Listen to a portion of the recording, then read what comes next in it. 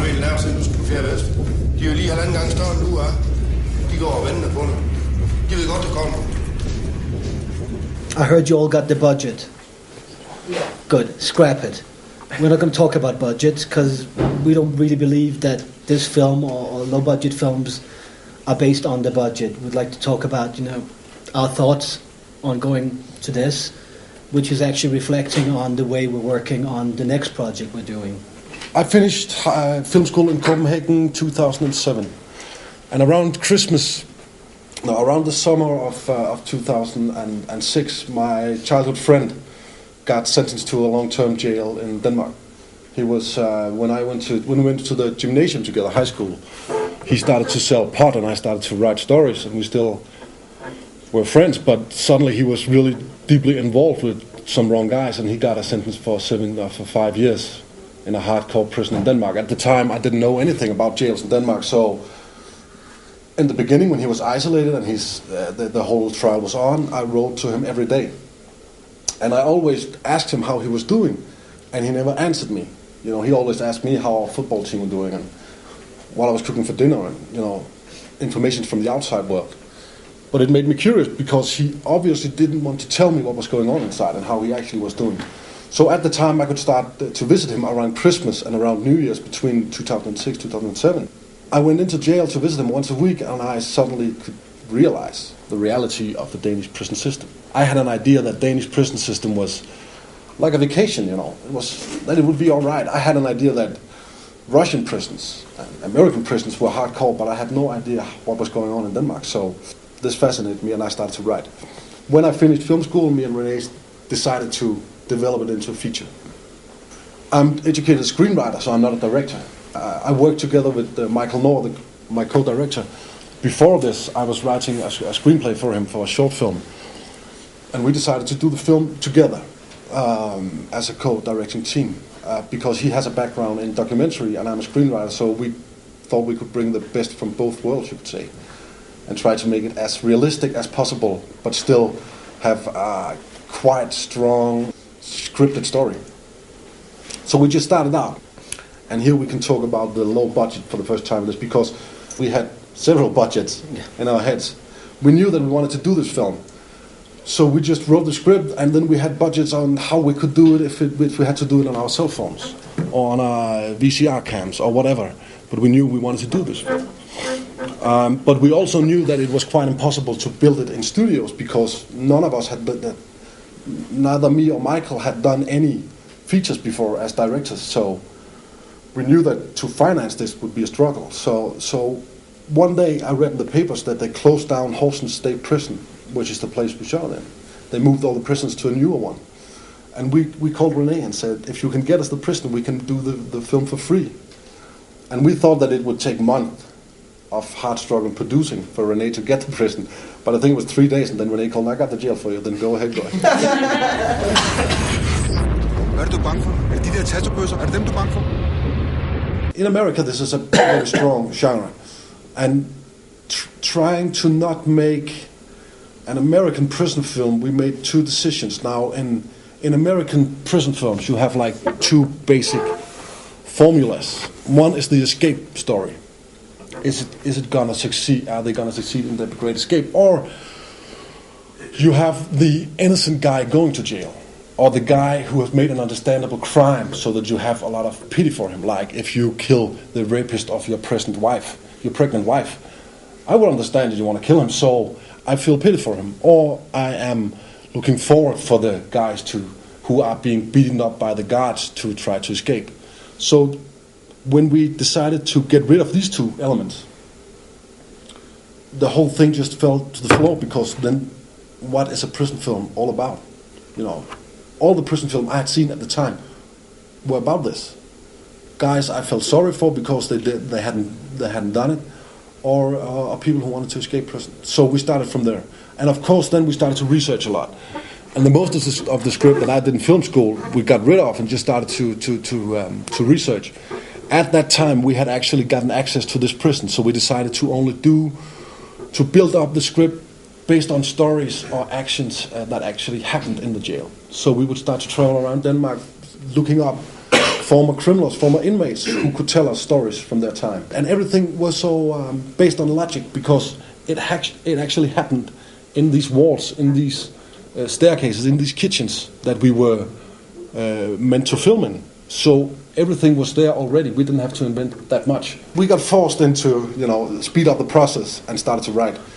Still not knowing if we had any finance to do it. We just knew that we had our main arena and our main location. So what we did was to limit the script to actually only take place inside, because then we didn't need to spend any money on changing location and all that stuff. And still we could do it on cell phones. And also we knew that we wanted to have only one actor, the main character, and the rest should be basically unknown, because we wanted to make it as realistic as possible. So we wanted people to believe that we were doing a documentary. Basically, that was the idea, to keep it as realistic as possible. And of course this helps us make it even cheaper, because we don't have to pay big salaries for the actors. So we brought 3 people from Copenhagen. Dulfi, the guy who plays Rashid, who is straight out of the street in Copenhagen. Our caster found him in the street and just liked his face, took a picture, and then we could use him. And then Roland Møller, of course, who was a consultant at the film and helping us develop the story. And we tried to cast a lot of guys, and they were playing, against him in the casting process. We put him in a room and then get an actor of some kind in with him. And every time we just wanted to look at Roland, we didn't care about the actor. So it made sense just to give the part to him and develop everything together with him. So we did that. All of that, of course, made this film cheaper than it would have been if we only used actors. But the rest of the guys, and this is like, I don't know, but it was a great gift. We made an open casting in the area around Horsens. We didn't have any money. So we couldn't bring people from Copenhagen. It's like 300 kilometers from Copenhagen. So we couldn't bring any people. So we decided to try to just, use locals from the area in all the small parts. We made an open casting and searching for men in the age of between 18 and 80. And you had like 200 guys showing up, and 75 of them had actually been prisoners or working in the prison. So for us it was so easy just to say, thank you, please come join, because then they could direct me and Michael in how prison life was, which made it quite easy and of course realistic, because they knew everything. A lot of them then started to decorate their cells as they looked when they actually lived there. So they brought this, for us, reality into the project. And even though we have a lot of amateurs or non-actors in the film, we had a pretty strict script. You had lines for everybody. Now the only guy who actually got to read the script was the actor. The rest of them never read the screenplay. They were just reacting in the scenes, because if they started to get an idea of the film, we were afraid that they would begin to feel like actors and then start to act. If they realize that they're acting, it's gonna be horrible. They're gonna totally go over the top, and they want to look good, and they try to, so you just need to actually try to react on the situation that is as naturalistic as you can get it, so that they remind them of the life they've lived. So some of the scenes where we needed the scene not to turn out violent yet, to build up some kind of excitement, and the Mason would say, well, listen, if this was in real life, I would just kick his ass right now. But we needed him to wait, because we needed to just feel a little excitement. So that was the hardest scenes to do, because then we needed him to act and not do the natural thing for him, which was of course hard. And then still Pilou is really the actor we brought. He's really talented in actually giving space to these guys. So he always controlled the scene. We made agreements with him on what to do if they did so or so. So he always were our man on set, you could say, because we were in a cell. So you only had our DOP and Pilou there to make this thing work. And you said that the entire thing was scripted, so you did the non-professional actors, you still gave them lines and you still told them what to say. Yeah, I would say, I said, I would like you would say something like this or this, but if you go through the film again, you don't ever have a one-liner, you don't ever have a smart line. All of them is connected to some kind of logic. So it's just the fact, I needed to give him a motivation. Yeah. And then it would be in his language. So I didn't more care. the type of thing that Yeah, you exactly, say rather exactly. than the actual- And then we had done the research so well, so we knew what would be the right thing to say. Yeah. Now the guard Kim, who is a real guard and who worked at that jail, he all his lines he made up, almost. The church scene, of course, is fiction. He never had actually been there, but in the end, it was shit. But the rest of them, he made up himself. And we were lucky that we met him. He was showing us around the jail first time we were there, and then we called him to Copenhagen and asked if we could cast him. And Pilou was there, and then we said, well, it was in a room like this, so we said, well, can't you just make this like you need to check Pilou into jail?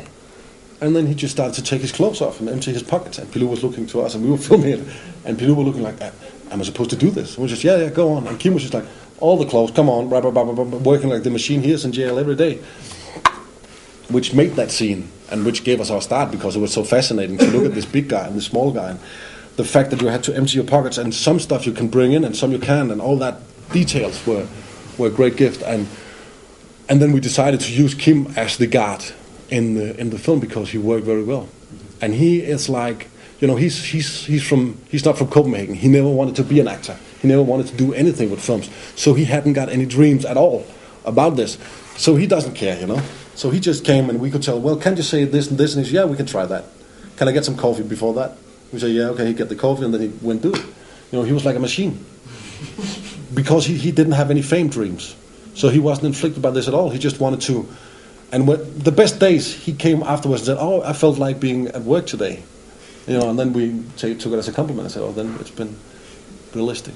So all these guys, of course, we gave them a lot of space, and they could fill out a lot. But basically all the scenes are scripted, and we have lines. And some of the lines are changed. But basically when we read the script now, it's really, really close to how the film turned out. But everything, as you can hear, started as just an idea and a decision that we wanted to make this film. And there was no discussion that we wanted to do it. It was just how much money could we actually get for the project.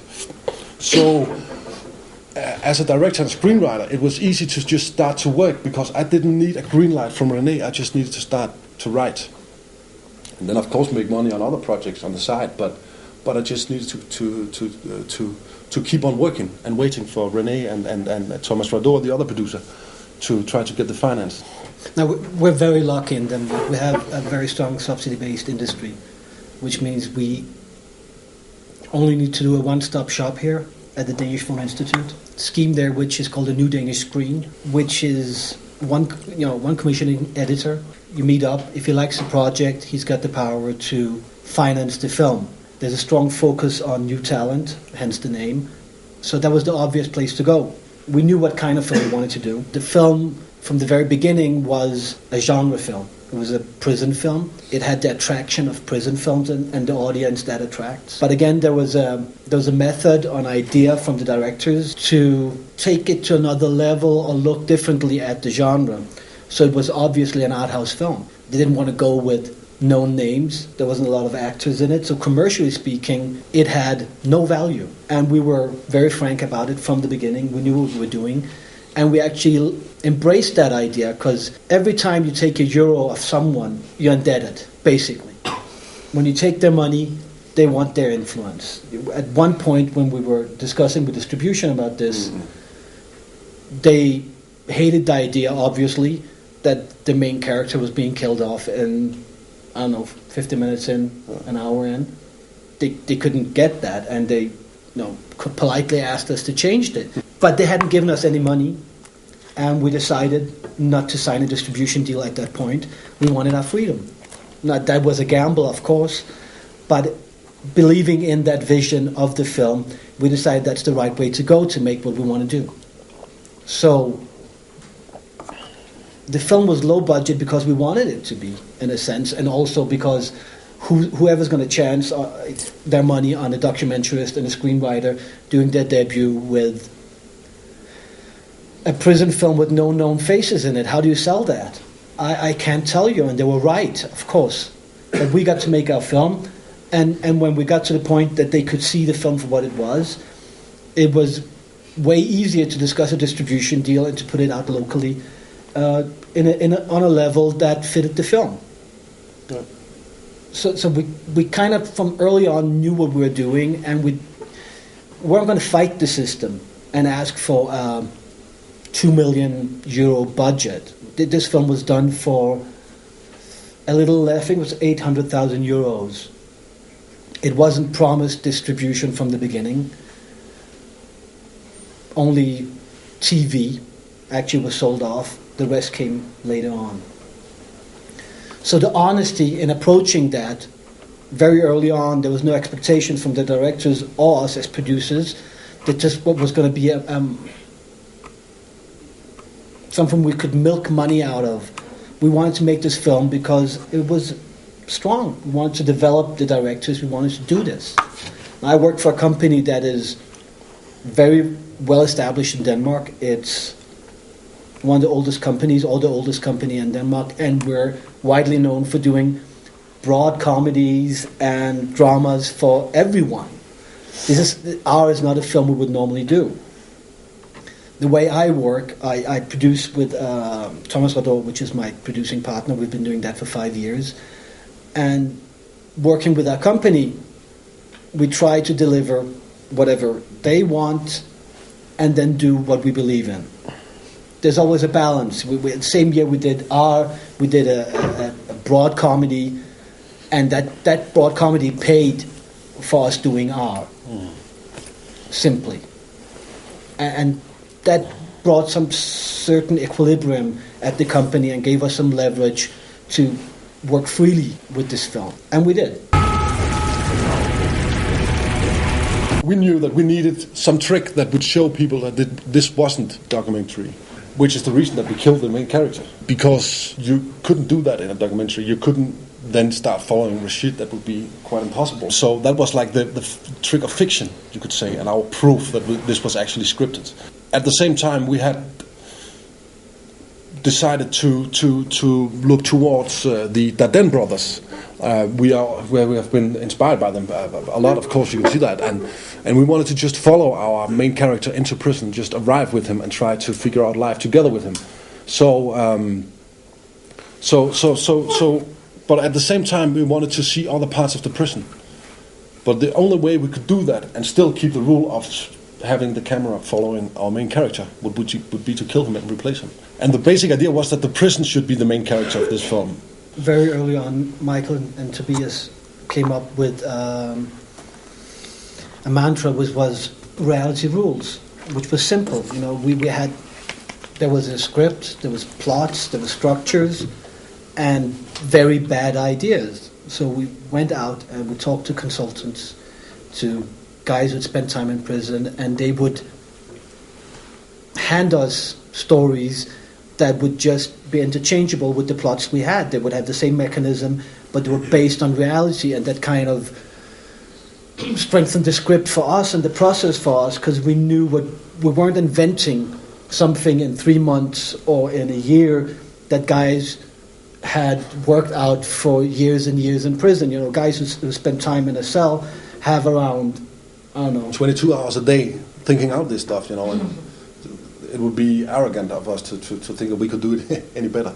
But we knew the plot structure, yeah. So we could, you know, we had the outline, and every time we had to change something, we changed it for something that happened in reality. We found the real stairs where the teeth were kicked out. Yeah. We even had a discussion at the time, because even on while reading the scripts, we got the response that reminds us a lot of American History X, that scene. Probably all seen it. We were reminded of it. And we were tempted to take it out. Oh, we tried, actually. Yeah. We changed it. In the shooting, we were afraid to do it because we thought, oh, then everybody's going to think it's a cliche and it's stolen from American history, even though this was actually the way it happened with the season. So we made another shoot. Yeah. And changed it so that he would heat out his teeth with something else. But the thing was, it just didn't work. You know, it looked silly. It wasn't based on logic. It wasn't logical in the staircases. It wasn't logical to bring an item where you have a staircase made of rocks. Of course, you just hit his head there. So we had to go back 2 months after and just reshoot that scene because we couldn't make our idea weren't nearly as good as the one in reality. So that's just an example of the way we worked, you could say. So you didn't use any stunt? No, that's not. Of course, this is the guy. No, because you were saying that in the film you have one actor and everybody else is a non-professional, so but you have some quite violent scenes, so that you use stunts. Falling down the stairs, definitely. Falling down the stairs was a stunt guy. Yeah, that's the whole show. Actually, I wanted to ask about how the directing way of. I mean, how do you direct these huge guys who were inmates themselves and they are supposed to play themselves? And you, I mean, I don't know, how about the power situation and the respect from them to you? Yeah. How did it work? Michael, the guys of you who have met him, he's a lot smaller than me. Yeah, I've seen. And he has a little, and he has a little. But that's the way. That's the only way we could do it, because he has a small mustache and he sits like this and rolls cigarettes. And if you do that in jail, you get beaten up right away. So what both of us would do was to do this. Now I would try to make myself a little smaller, and not. I wouldn't wear a hoodie in the first meetings. I would never try to look streetwise in any way while meeting these guys, because then I wouldn't be a threat to their territory, you could say. So I would try to change myself into sitting like this and smoking cigarettes like this and drinking coffee and talking in the beginning to win their trust, because whenever these alpha males, you could say, would feel the threat of another guy trying to change them, we could have a lot of problems. So we needed to avoid that, and the only way to do it was to admit, I'm just an artist, I don't know anything about violence, and then make these guys the professionals. Which is the way, I think, the reason that it worked, because we gave them that respect from the beginning. We said, you're the experts, please tell us how we do this. And then we said, of course, we are in control of the story, but if we make any mistakes, if we don't fulfill the logic, please remind us. So we gave them a lot of space. And at the same time, we told them, you want to make this film, we want to make this film, but if you make any trouble, we just stop shooting right away. And they really wanted to do this. And then one fun thing happened is, as it always does when you put like 5 guys together in a room, they will start to build a kingdom. Now, the film is all about that, but also on film set, it was like that. And Roland Møller, who plays the Mason, is quite a leading character, you could say. And he was that in his criminal career before he stopped that. So it was quite natural for him to be the king of all those guys. So he kind of controlled, you could say, the other guys, and in that way. And then the biggest thing is not to be afraid, like when you are dealing with without any other. Whenever you're dealing with stuff that you are afraid of, don't ever show it, and it will work out fine. We never. The one thing we did that actually I think made us not afraid was we never asked these guys what they have done. We thought they're out of jail, so then they can be in the film. They've been forgiven by society, so why not use them? But if I had asked them and, one said, I killed my mother and cut her into 500 pieces, probably I would have been afraid. If I said to a guy, I raped everybody and killed my best friend, I would have been afraid. So I just decided not to know anything. And then that was the easiest way to not be confronted with the fear of these guys that actually could, of course, beat everyone up. And they were included in the process. There was a huge inclusion in the process. We shot for 5 weeks in that prison, and it had the feeling of a collaboration. There weren't extras. Even guys who weren't in scenes would show up and just spend time on their ward, decorating their cells, or just being in the background, not being in any scenes for a whole day, but they wanted to be there. They wanted to be part of the process. They were proud of it. They were included. They were part of a family doing something, and most of these guys are people who in normal life aren't included in anything. They're out of society. They're not, we found out that after serving your sentence, it's very hard to re-socialize and get back in society. And suddenly they were with something that's quite sexy. They were making films, and they were with us on set, and that gave something. And we gave them respect. And we weren't interested in their crimes. We're interested in their knowledge. They were giving us something, and they got respect back. So there was a lot of loyalty there. Definitely. And I think that worked for us and worked for directors as well, because they were respected, because they gave respect. And then, what we realized, though, there's a funny story. One day we looked out the window and saw this guy who was leaving, and he had spent 10 years in the prison, some years before that. And there's a yellow line marking the limit between outside and inside jail on the parking lot. And he was crossing that line and laughing, and then walking back and crossing the line and laughing. And I guess that tells the whole story. He was just enjoying the fact that he could come and go as he wanted to. Because they had been a horror house to live in for these guys. So for them to actually confront that part of their life and try to move on, I think worked out in that way. So, yeah.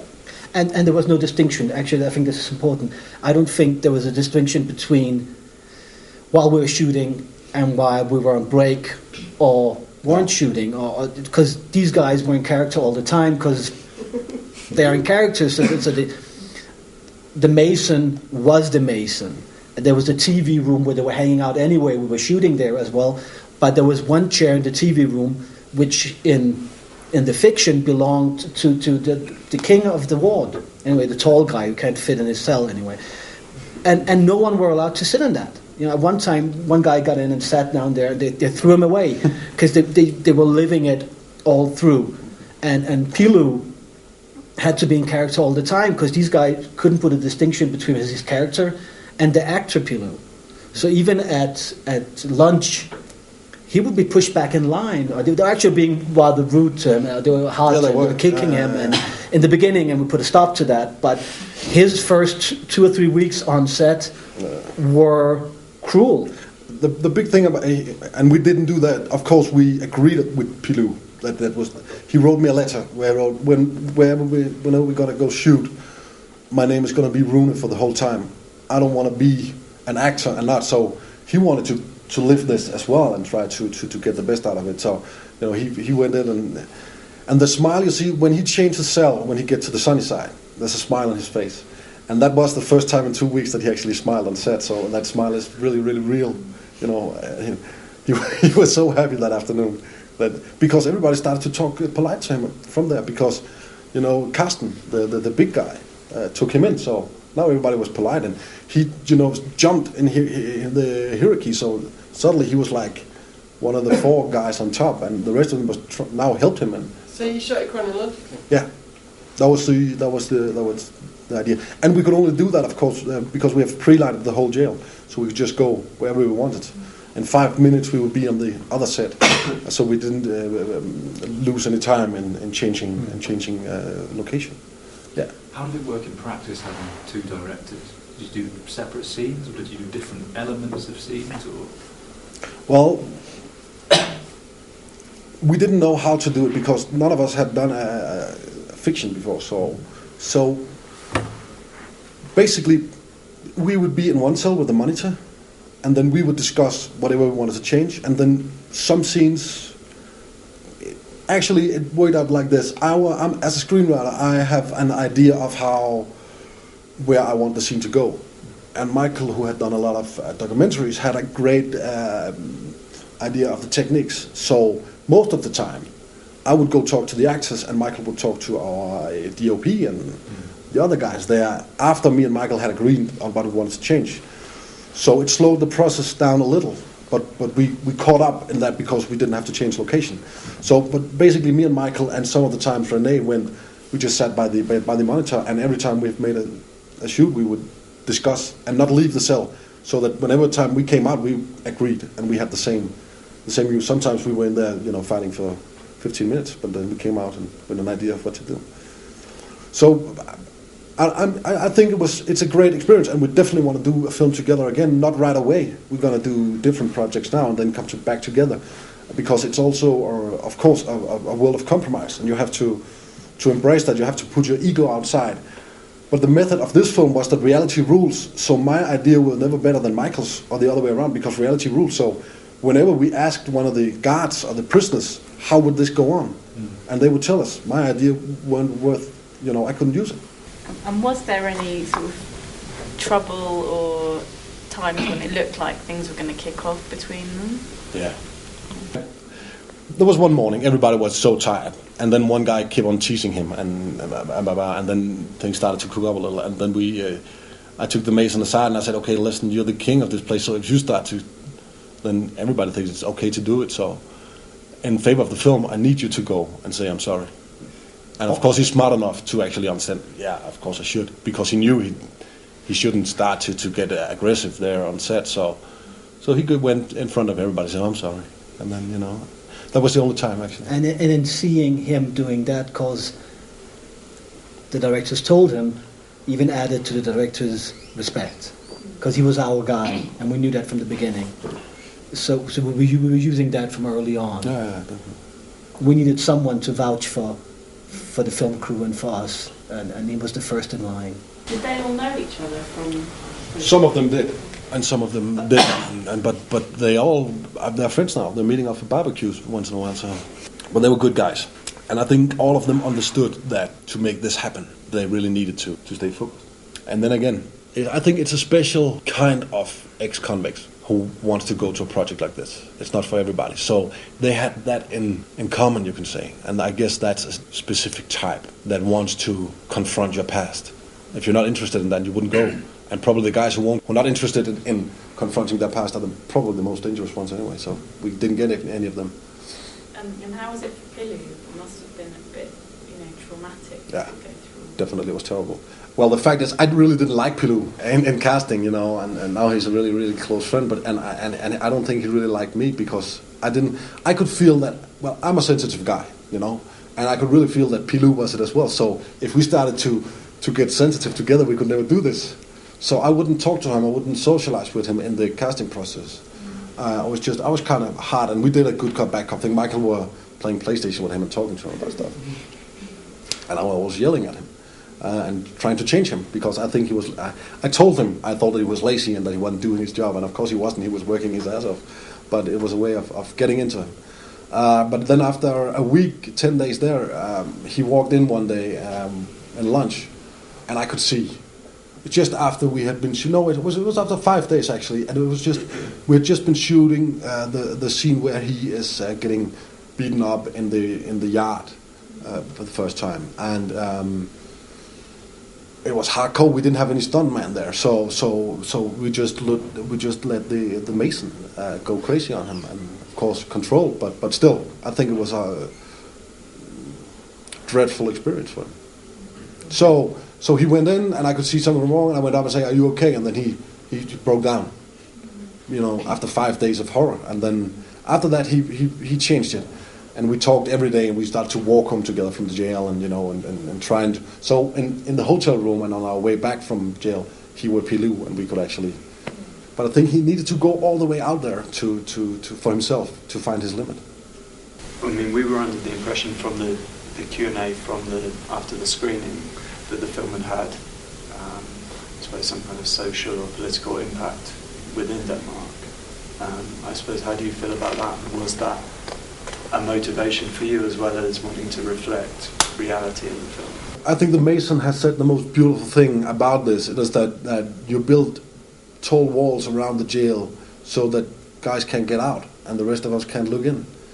Because the reality in there, in every country, is so hardcore. And for me as a storyteller, and for Michael as a storyteller, it was really important to make it realistic so that people could. We had a chance to open the windows and say, "This is what it looks like." I don't have any political agenda. I don't know if it's all right to do it or not. I just think we should all agree that this is what's going on. Because the thing going on in Denmark is that every time there's an election, all the politicians can say is they need longer sentences and harder punishment. But nobody knows what it actually is. Everybody's just cheering up, and then everybody's not looking into it. So we just wanted to show, okay, maybe it actually is best with harder and longer punishment, but then let's face what it actually is we're talking about. So that was the whole idea. And of course we hoped also for our marketing, we hoped that it could start some discussions and debate in the Danish society, of course. It was very much part of the strategy in launching it theatrically, that we wanted to stir that discussion, because we didn't have an actor that could be marketed. We didn't have a film, especially broad film. We needed something to catch the attention, and we worked with a very clever guy called Freddie Neumann, who put that angle on it. We felt from the beginning on we were indebted to the people who added to us, and we agreed. The Danish premiere was set. The first showing was in a Danish prison, the prison that substituted the old one we were shooting at, and held some of the same prisoners. We went there to a special ward. We had 50 prisoners there, and we screened it for them, and that was the premiere. Of course, we did a PR premiere, but I have to say that premiere for me and for us was special. We sat there, we saw the film with them, we had a barbecue before, actually. They made us steaks, and it was very nice. And 3 hours after, we were allowed to sit with them and just talk. And some would come up and talk to us, some wouldn't. And suddenly we felt that we had touched something when guys we didn't know and had never met would open up in a way that the social workers would tell us afterwards, these guys had never talked about these things, but suddenly they had a sense of being understood. And then we knew that the whole reality rules thing actually had a meaning and a quality to it. It would open a room for these guys to discuss their experiences without being personal. Now, the film is no truth to the Danish prison system. It's just one part of it. But it opened up a dialogue, and I think that was needed. With any idea you have for low budget, if you can make it on a cell phone, then you can make it on any budget. And you can make it on a big budget, and you can make it on a small one. But at the time, if you want to realize a very expensive idea as a low budget, you're going to have a lot of problems. Because then you need to cut away all your darlings all the time, and you don't know what's left in the end. Now, if you go the other way around, of course, and always just put on whenever you get the money, then things are... And then small facts like pre-light everything, don't make too many changes. Of course, the Danish dogma movement were a great inspiration for us, and me and Michael, which I feel is a pity, but one of the few directors standing proudly on the shoulders of these guys. Now, there's a lot of Lars von Trier bullshit in the rules, but I think that not bullshit, but teasing stuff.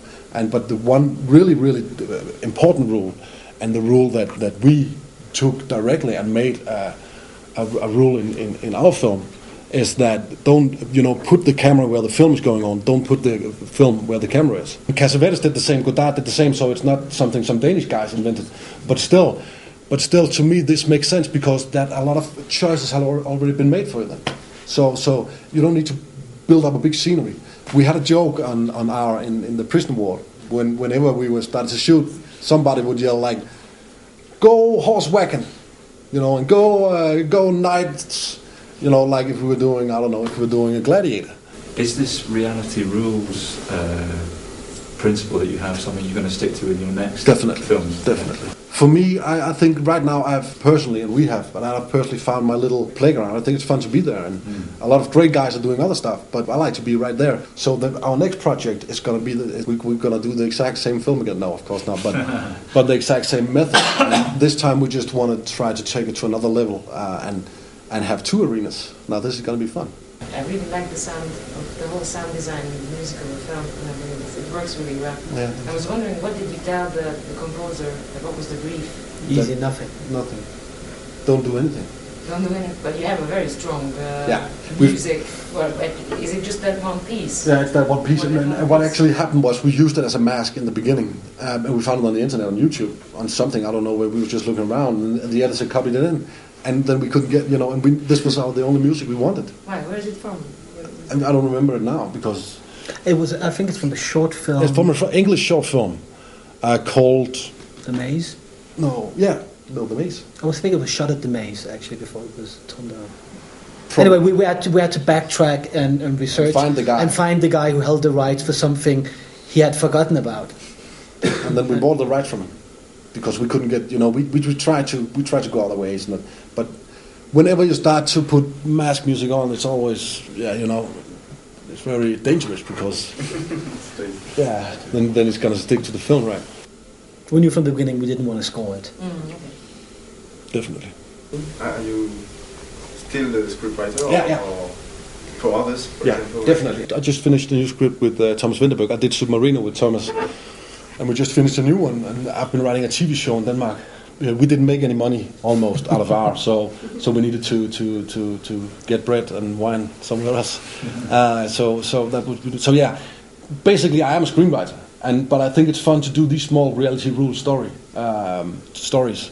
And René has helped me, and I owe him a lot, of course, but he's helped me the opportunity to do that, and at the same time write screenplays. So basically, I don't like a lot of people. I really like to sit by myself, so it's really hard work to be out on set. But once in a while, I think it's probably good to get out the cave and look at the other guys out there. What Art gave to me as a producer is I do all kinds of projects. I do TV, I do film. And it was, as Tobias said, a nice playground to go, and try out something and go all in and take no risk.